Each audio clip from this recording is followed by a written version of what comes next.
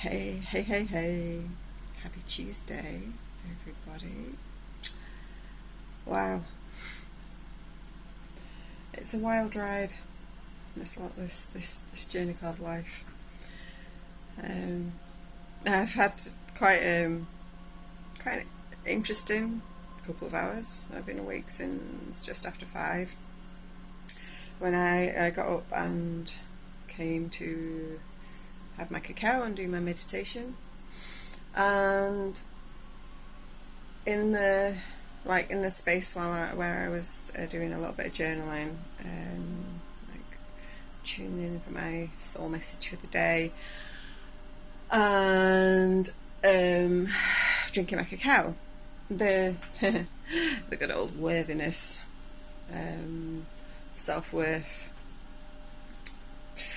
feelings reared their pretty little head. The whole what the fuck am I doing? Am I equipped to do these things that I'm setting out to do and create in the world? Even just as a mum, even just as a woman and a wife, am I actually what the fuck am I doing? Is it worth carrying on? What's the point? And I know that part of me that raises its pretty little head sometimes is actually a little tiny part of me. It's what's often termed the ego voice, the voice that might be trying to stop you from stepping into your power or tuning into your soul's purpose and your soul's wisdom. But a long time ago now, a couple of years ago now, I realised that little voice wasn't some negative entity or some horrid part of me that I had to squash down and ignore and control. Jesus, that's exactly the thing that it didn't need, because it was that part of me that had been controlled once upon a time as a little girl. So my ego voice, when I listen to it and pay attention to it rather than shut it up, is actually just a scared little child, scared little 4-year-old. When I was 4, lots and lots of things changed in my life very quickly.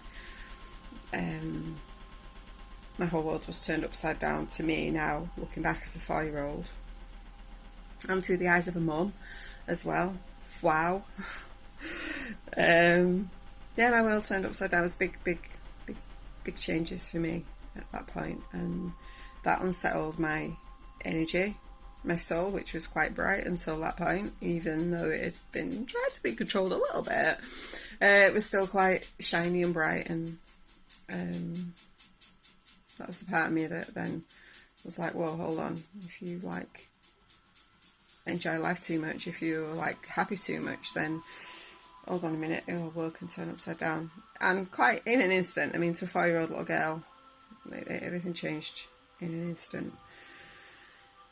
There was nothing major. We moved house and I started school. It's just normal life stuff that happens in a family. But it was quite dramatic because it meant that my dad wasn't going out to work anymore. It meant that I was going to school, wasn't with my mum, 5 days a week.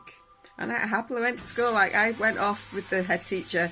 My mum's memories of it were just she took me to school to see if it was the right school. She wasn't ready for me to go to school. I was 4.5. I didn't need to start until a little bit later. Probably not until the September after, actually. I would have been 5 in the May, so I could have waited until the September after. So a whole year, because it was about October. And yeah, I could have waited a whole another year to start school. And the head teacher was like, well, this is what class you'll be in. Do you want to go and meet your teacher? And I was like, whoa, yeah, this is cool. I was adventurous. I am adventurous. I was like, yeah, I'll go do this. But looking back, on top of moving house, totally moving area, and then we'd moved because my grandparents were getting elderly.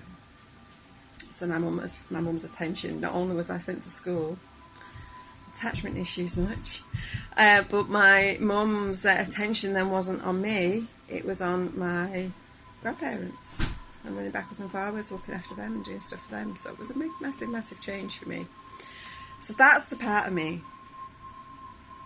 Here's one of my own little girls.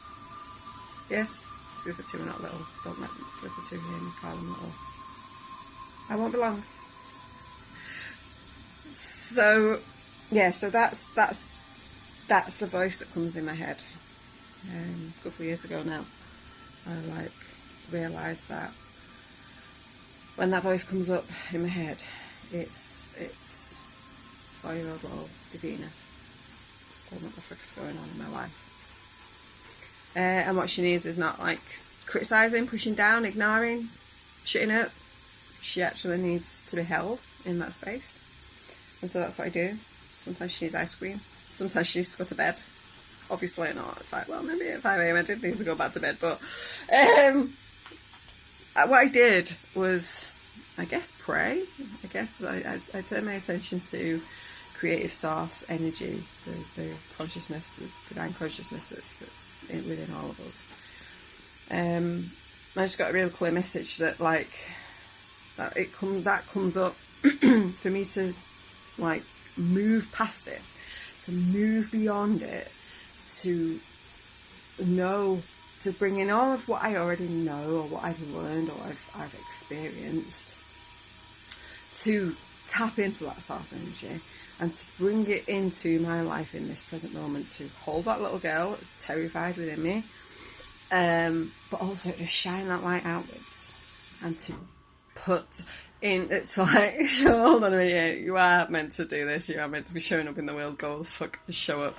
So yeah, that's kind of where I am. And it was very instantaneous. It was like I was ready to just curl up in a ball on the sofa and sob for an hour.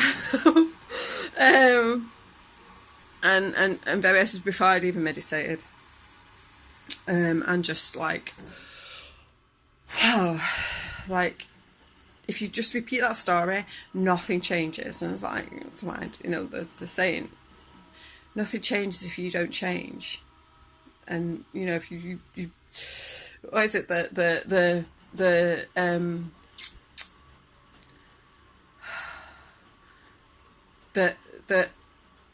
when we do the same things over and over and expect to see something different happen, nothing different's going to happen. Things have to change, and that's I think that's the whole freaking last 6 months, 9 months, 12 months, 24 months, whatever, has been about bringing in those changes. And it's little bit by little bit, little bit by little bit. And it's that higher part of myself today just went, enough is enough, stop that, come on. Take the lead. So took the lead of that little girl. No, let me show you how much more light there is to be shone into the world when you step out of that little corner of fear and shine that fucking light. So here I am, shining my light. So yeah, that was my little experience this morning. It was quite profound, quite powerful. Had those experiences in the past, where I've prayed back in the day as a Christian, prayed and felt this was why my belief in God as an entity was quite strong, because I had been in really tumultuous places in the past where I was self-harming and would cry and beg for help outside of me and feel some energy, something had come and lifted me out of that space to feel better quite instantly, quite very quickly.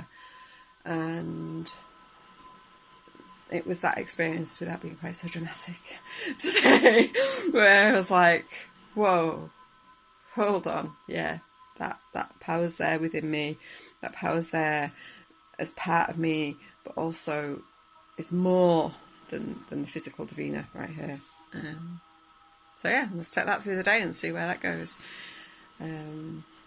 Just got so much to do. I might take you on a little walk through my day today in the craziness that is my house, to just share where I'm at and what's going on, a little, because it is pretty insane.